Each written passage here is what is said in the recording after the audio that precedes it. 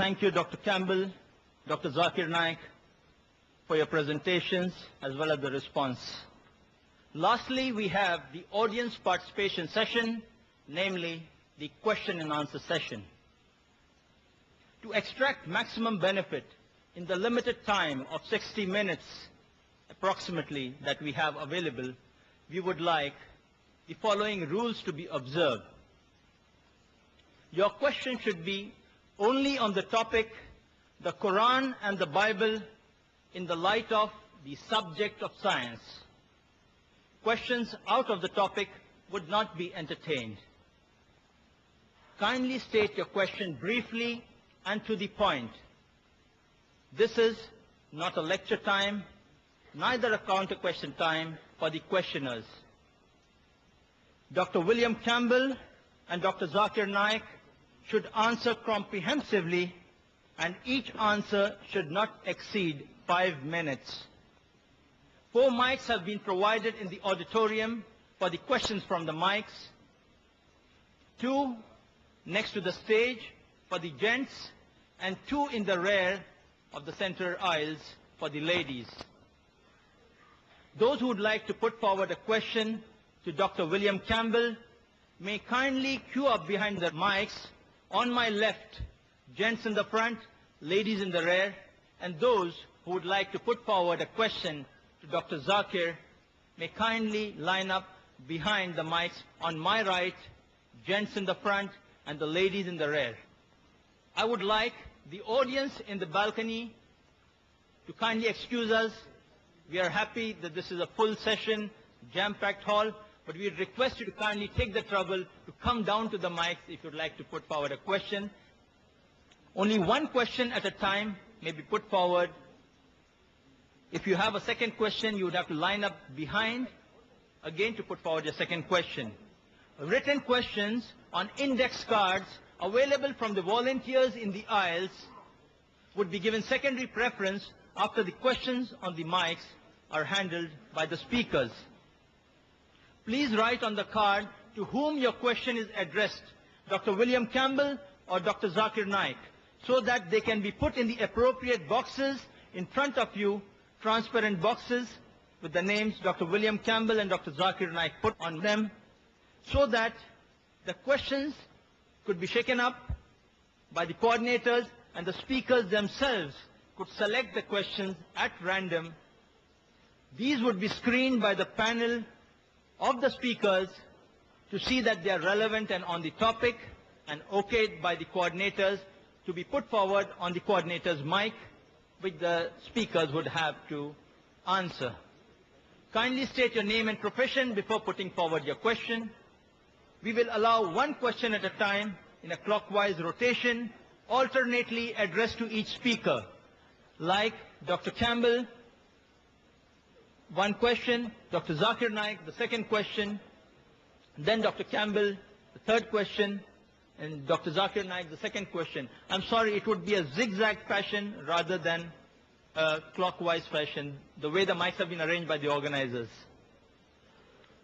So first question next to the stage, second question next to the stage, third question on my left in the rear, fourth question in the rear on my right, and so on. We would allow approximately 40 minutes for these questions, then we switch over to the questions on the slips. May we have the first question from the mic on my left for Dr. William Campbell. I would like to ask Dr. Campbell if in Genesis it says, when it talks about the flood, Noah flood, it talks about that the water covered the surface of the earth, all the creations and all the mountains and everything. And it says that it covers the highest mountain on earth. And that was 15 cubits, which is in Arabic 15 foot, qadam. So we know scientifically that the highest mountain on earth is not 15 foot. It is a lot higher than that. So how come in Genesis it says that the water covered everything, every single mountain on earth, and the highest was 15 feet?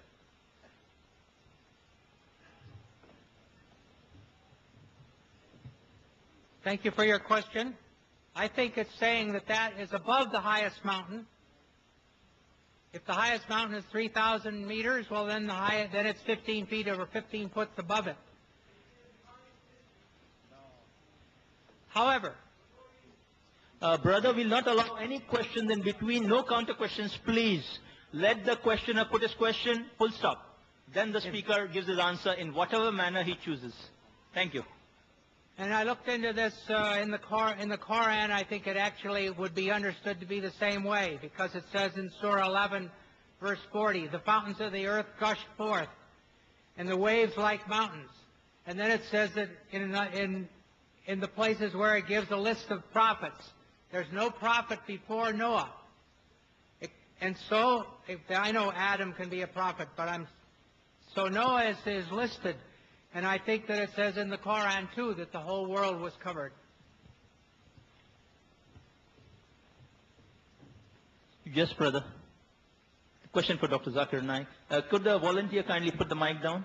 Dr. Zakir, you said that there isn't any mistake in Quran. Excuse me. The second question would come from the mic on my right for Dr. Zakir. Okay, you said that Allah reflects light, and He's made a nur. I didn't really understand that. The brother posed the question. He didn't understand my explanation to the counter-argument of Dr. William Campbell regarding Nur and Allah. The Quran says in Surah Nur, chapter 24, verse number 35, that Allah is Nur samawati wal ard, is the light of the heavens and the earth. He is the light. The meaning of light in the Quran, it is reflected light or borrowed light. So he is asking, does it mean that even Allah has got borrowed light? So the answer is giving further. If you read in the verse, it says that it's like a parable of a niche. In the niche, there is a lamp. Lamp has a light of its own. That means Allah has light of its own, as well as that light of its own is also being reflected. The light of Allah subhanahu wa ta'ala is again being reflected by Allah subhanahu wa ta'ala himself. Like a halogen lamp that you see here. It has a tube in between. The lamp, you can refer to that as a siraj or a wahaj or a diya. And the reflector as munir or nur, borrowed light or reflection of light. And furthermore, but natural, this light actually doesn't refer to the physical light we're talking about. It is the spiritual light of Allah subhanahu wa ta'ala. But as an answer I've given to Dr. William Campbell, and since I've got 5 minutes, I would like to utilize it. Dr. William Campbell gave a reply to Nuh alayhi salam. I'm a person who's a concordance approach with the Bible and conflict approach with the Quran, because both ways, alhamdulillah, Quran will pass the test. And even if I agree with Dr. William Campbell, and I agree with him, it is right, that it was 15 feet above the highest mountain. But it's mentioned in Genesis, chapter number 7, verse number 19 and 20, that the full world was submerged under water. And furthermore, archaeological evidence shows today, and the time of Noah's time, if you calculate by genealogy, it comes to in the 21st to 22nd century BC. Archaeological evidence shows today that the 3rd dynasty of Babylon and 11th dynasty of Egypt were present at the 21st and 22nd century BC, and there was no evidence of flood, and they remain uninterrupted. Therefore, archaeological evidence shows us that it's impossible that the earth was submerged, the full earth was submerged under water in the 21st, 22nd century BC. What about the Quran? What about the Quran? Point number 1, Quran does not give a date. That the 21st century BC or 50th century BC, no date. Point number 2, Quran, nowhere does the Quran say the full world was submerged under water. It speaks about Nuh alayhi salam and his qawm and his people. A small group of people or maybe a large group of people. Archaeological evidences tell today, and the archaeologists they say that we have no objection. It's possible that parts of the world was submerged under water. But full world, it's not possible. So alhamdulillah, the Quran is matching with the latest discovery in archaeology, but the Bible does not. Furthermore, if you read Genesis chapter number 6, verse number 15-16, it speaks about Almighty God telling Nuh alayhi salam that build an ark, and it gives the length 300 cubit in length, 50 cubits in breadth, and height 30 cubit. Cubit is 1.5 feet. The brother made a mistake. It's 1.5 feet. And the New International Version, it says 450 feet in length, and 75 feet in breadth, and approximately 45 feet in height. It's 30 cubit in height. If you measure this, I've done the calculation, it comes to less than 150,000 cubic feet in volume. And area-wise, 33,750. And the Bible says there were 3 floors. Ground floor, first story, second story. So multiply by 3, you get an answer of 101,250 square feet. That is the area. Imagine a pair of all the species of the world was accommodated in 101,250 square feet. Imagine. Is it possible? Millions of species are there in the world.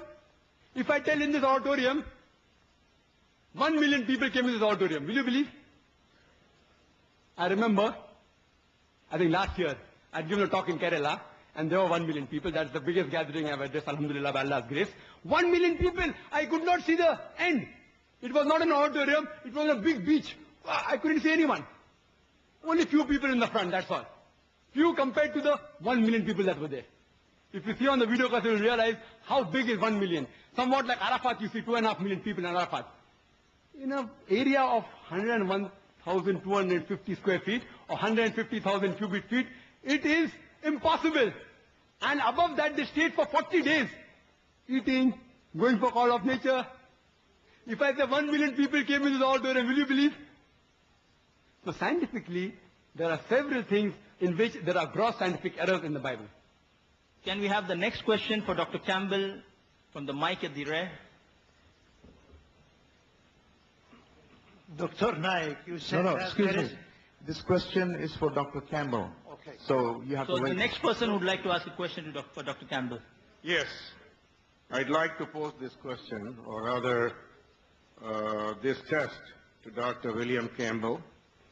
Why don't you attempt the falsification test of the Bible given in the book of Mark, chapter 16, verses 17 and 18, and prove to the audience here, right now, that you are a true Christian believer?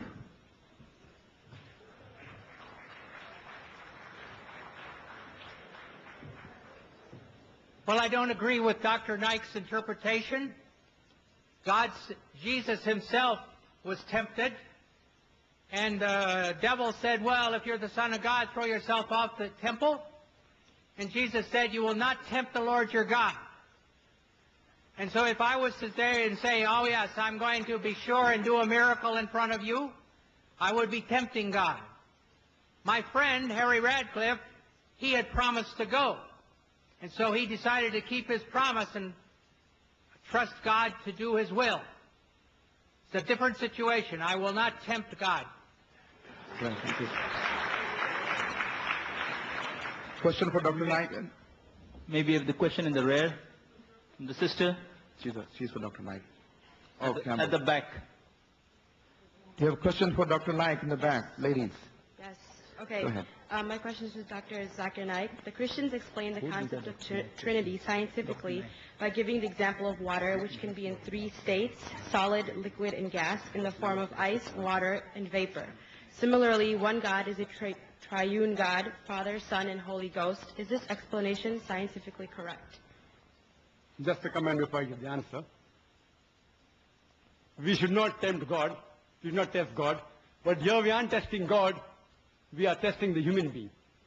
We should not test God, but here we are testing you, and God promises that any believer who has deadly poison, he will not die. He will be able to speak in foreign tongues. We aren't testing God, we know God is correct. He will see to it that every believer can speak. We are testing you whether you are a believer or not. Coming to the question of the sister, that there are Christians who say that scientifically we can prove the concept of Trinity, like how water can be in 3 states, solid, liquid, and gas, like ice, water, and vapor. So similarly, God is in 3 forms, Father, Son, and Holy Ghost. How to reply, and is this scientifically correct? Scientifically, I do agree, water can be in 3 forms, solid, liquid, and gas, ice, water, and vapor. But scientifically, we also know that the component of water remains the same, H2O, 2 atoms of hydrogen and 1 atom of oxygen. The components remain the same, the constituent remains the same, the forms keep on changing, there is no problem. Let's check with the concept of Trinity. Concept of Trinity. Father, Son, and Holy Ghost. Form, they say form changes. Okay, for sake of argument, we agree. Does the component change? God and Holy Ghost is made of spirit. Human beings are made of flesh and bones. They aren't the same. Human beings require to eat. God doesn't require to eat to survive. They aren't the same. And this is testified by Jesus Christ, peace be upon him, himself in the Gospel of Luke, chapter number 24, verse number 36 to 39. He says that, behold my hands and feet, handle me and see, for a spirit has no flesh and bones. He says, behold my hands and feet, handle me and see, for a spirit has no flesh and bone. And he gave his hand, and they saw, and they were overjoyed. And he said that, do you have any meat to eat? And they gave him broiled fish and a piece of honeycomb. And he ate to prove what? That he was God? To prove that he was not God. He ate. And he flesh and bones. A spirit has got no flesh and bone. This proves that it is scientifically not possible that Father, Son, and Holy Ghost, Father, Jesus Christ, peace be, Holy Ghost, is Almighty God. And the concept of Trinity, the word Trinity, doesn't exist anywhere in the Bible. The word Trinity is not there in the Bible, but it is there in the Quran. Quran says in Surah Nisa, chapter 4, verse 171, it says, وَلَا تَقُولُوا ثَلَاثَةً. Don't say Trinity. إِنْتَوْ خَيْرٌ لَكُمْ. This has stopped, it better for you. Trinity is also there in Surah Ma'idah, chapter number 5, verse number 73, which says, لَقَدْ كَفْرَ الَّذِينَ قَالُوا إِنَّ اللَّهُ ثَالِثُ ثَلَاثَةً. They are doing kufr. They are blaspheming. Those who say that Allah is three in one, is a triune God. Jesus Christ, peace be upon him, never said he was God. The concept of Trinity doesn't exist in the Bible.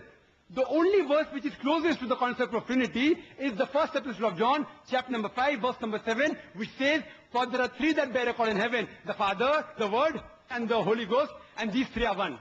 But if you read the Revised Standard Version, revised by 32 scholars, Christian scholars of the highest eminence, backed by 50 different corporate denominations, they say this verse of the Bible, first epistle of John, chapter 5, verse number 7, is an interpolation, is a concoction, is a fabrication. It was thrown out of the Bible. Jesus Christ, peace be upon him, never claimed divinity. There is not a single unequivocal statement in the complete Bible where Jesus Christ, peace be upon him, says, I am God, or where he says, worship me. In fact, if you read the Bible, it is mentioned in the Gospel of John, chapter number 14, verse number 28, he said, my Father is greater than I.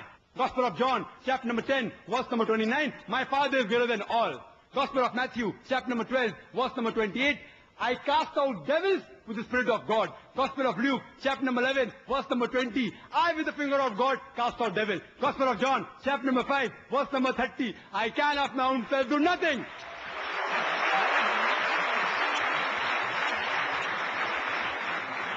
I can of my own self do nothing. As I hear, I judge. And my judgment is just. For I seek not my will, but the will of my Father. Anyone who says not my will, but God's will, he's a Muslim.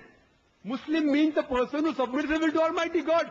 Jesus Christ, peace be upon him, said, not my will, but God's will. He was a Muslim, and he was, alhamdulillah, one of the mightiest messengers of God. We believe that he was born miraculously, without any mere intervention. We believe he gave life to the dead with God's permission. We believe that he healed those born blind and lepers with God's permission. We respect Jesus Christ, peace be upon him, as one of the mightiest messengers of God, but he is not God, and he is not a part of the Trinity. Trinity doesn't exist. Quran says, Qul huwallahu ahad, say he is Allah one and only. Before we have the next question from the mic here, earlier I had announced that the ladies should kindly queue up there. Unfortunately, they have not queued up there, so we are having a problem of balancing the questions. Okay, what we do, we disregard the labels on the mic. Yes. If the ladies want to ask from here, we'll allow them. Let's just balance this in practical necessity. The hall is jam-packed, we understand. We will allow now one question for Dr. Campbell from here. And the rare mic will be for people who would like to ask questions from the gents for Dr. Zakir. Similarly, for the ladies, the front mic would be for Dr. William Campbell, and the rear mic would be for Dr. Zakir. Are the people queued there for Dr. Zakir? Yeah. Yes. Okay. People queued here for Dr. Campbell? Right. I think they have taken their own positions and changed the positions the organizers had given. We respect it because of the rush in the hall. The next question for Dr. Campbell from this mic. Thank you. Yes, brother. Assalamu alaikum. Alhamdulillah, tonight's been, praise be to Allah, praise be to the one God of all mankind. Tonight's been a very interesting dialogue, and a dialogue at that. It's talking about a very noble topic for mankind, for all of mankind. And so we have gathered here as all of humanity. Question, please. Okay. No statement. Okay. Question. Bismillah. In the name of Allah, the question is this. Okay, we've come here together for this event tonight. It should benefit us. And so I'm asking Dr. Campbell, as a Christian and with your colleagues as well, has this event done its job? Has it opened your heart? Has it at least opened a glimmer towards looking further into the truth of Islam? Thank you.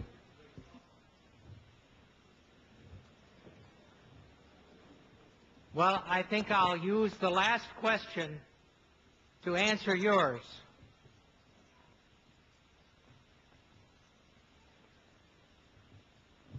Dr. Naik says there's no place that Jesus says he's God.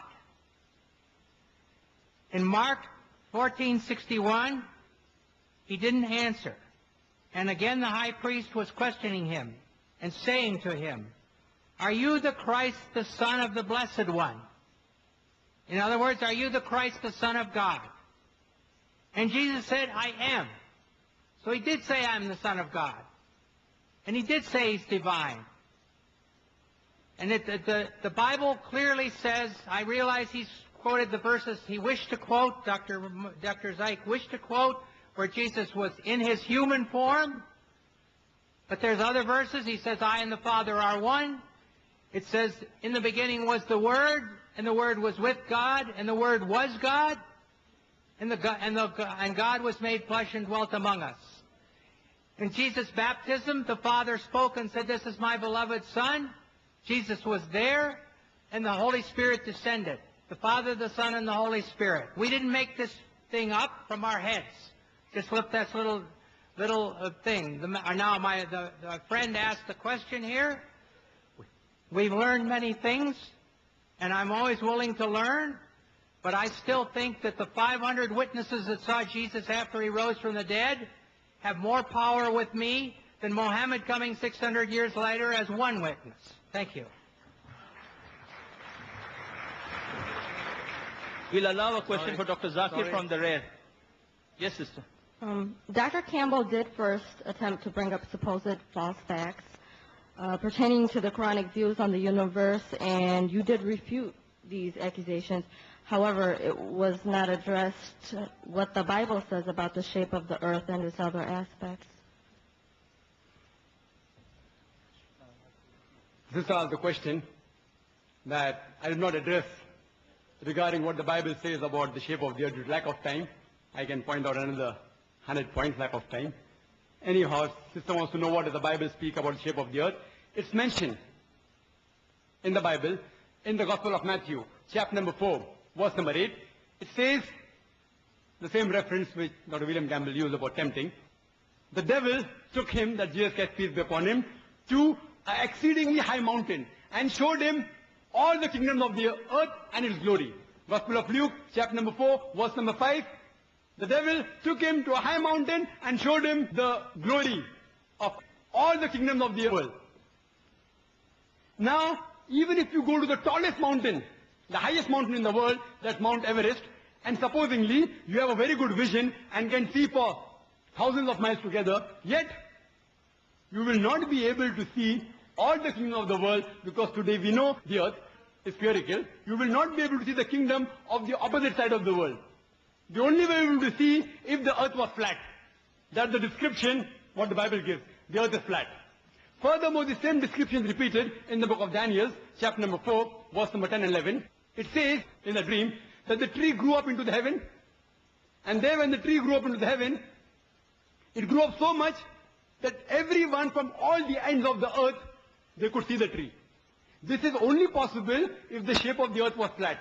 If a tree is very long and the shape of the earth was flat, it's possible. Today, it's a universal fact that the world is spherical. You will never be able to see the tree however much long it is, from the opposite side of the spherical shape of the earth.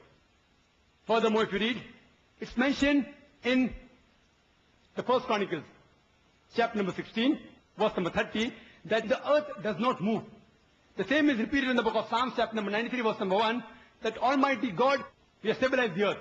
That means the earth does not move. And in the New International Version, it says that God has established and stopped the movement of the earth as though 1 minute. earth is 1 minute left or 1 minute? 1 minute left. I thought you asked me to wait for 1 minute.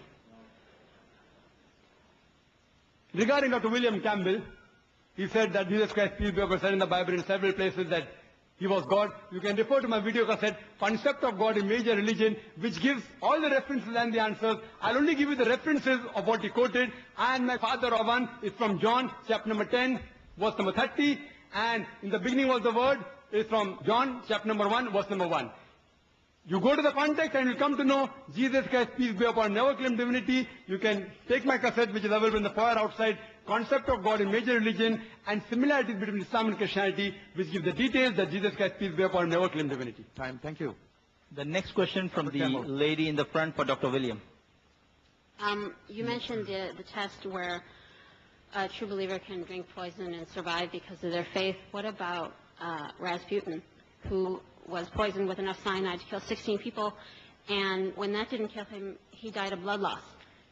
He was not a good Christian. He had orgies. How do you explain this? Where only a good Christian can drink this poison and live. How do you explain that? Well, I don't feel I have to explain it. I mean, if Rasputin wasn't a Christian, why, what happened to him has no basis for what happened in the Bible. I said before, God didn't intend for us to line up here and start taking poison and see whether He's the true God. Oh, sorry. We are not to test God. That was given that that said that these things will happen. An example would be Paul. He went to, when he was in shipwrecked, and I think it's Crete, but I have the wrong place in my mind, and he landed, and so he was throwing wood in the fire, and a snake bit him. Nothing happened to him.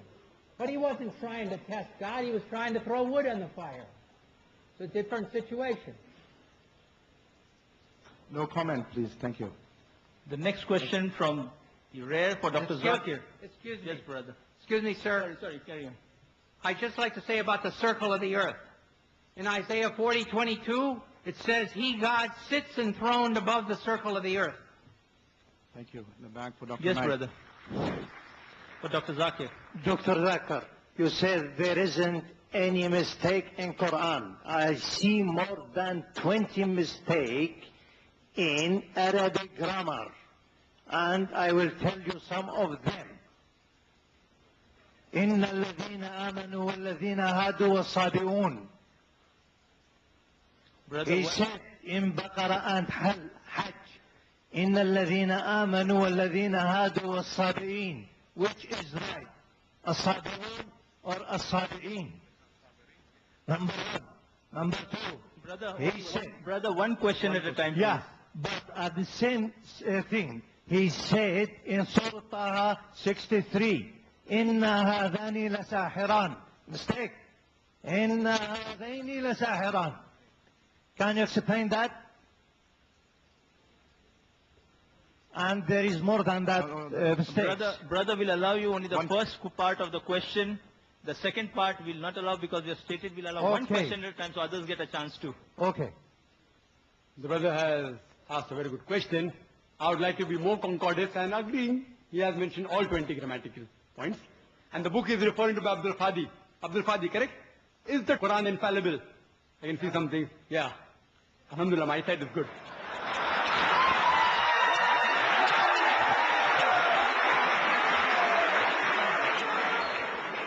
I will answer all 20 together. Because I've read the book. I'll answer all 20, inshallah. Inshallah. Point number one, brother. Point number one. Point number one to be noted, that all Arabic grammar is taken from the Quran. Quran was the highest Arabic book, a book which has the maximum level of highest literature. All the Arabic grammar has been derived from the Quran. Quran is the textbook of grammar. Since Quran is the textbook of grammar and all the grammar is derived from the Quran can never have a mistake. Point number one. Point number two. Point number two. Point number two. It is like, taking a ruler and the ruler is there, has a measurement, and you're saying the measurement is wrong. It sounds illogical. Point number two.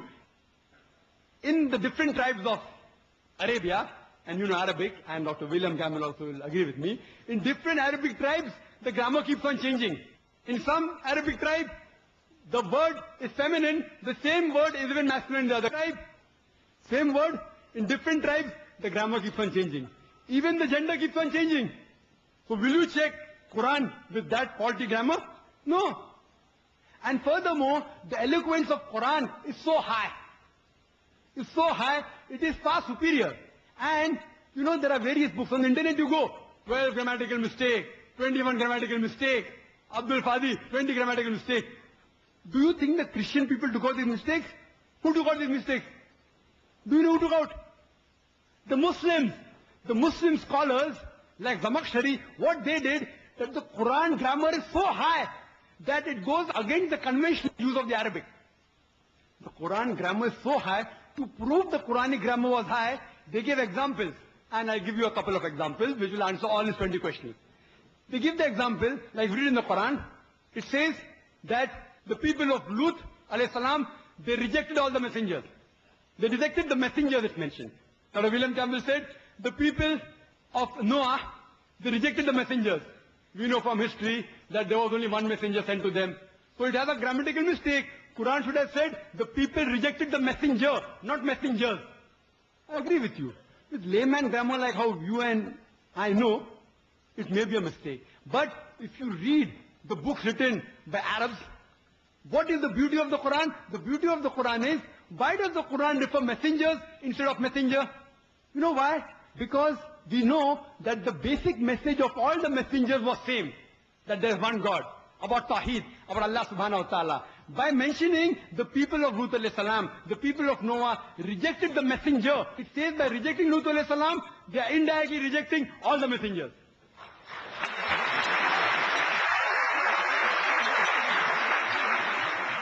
See the beauty, see the eloquence, alhamdulillah. You may think it's a mistake. It's not a mistake. Similarly, people like Anuj Suraj says that Quran says, kun fayakun, be and it is. It should be kun fakana, be and it was. Again, past tense is kun fakana in Arabic. It's not kun fayakun. But the kun fayakun is more superior. It says, Allah, it was, it is, and can do. Past, present, and future. Thank you, Dr. Naik. May we have the next question from the brother in the front for Dr. William Campbell. Yes, Dr. Campbell, this is a very sincere question to learn a little more about Christianity. I want to ask that Jesus' ministry was only for 3 years after he was baptized by John the Baptist. So Jesus, the second most powerful person after God, the Son of God, what are his contribution in his early life from 1 year to say 27 or 28 years? What are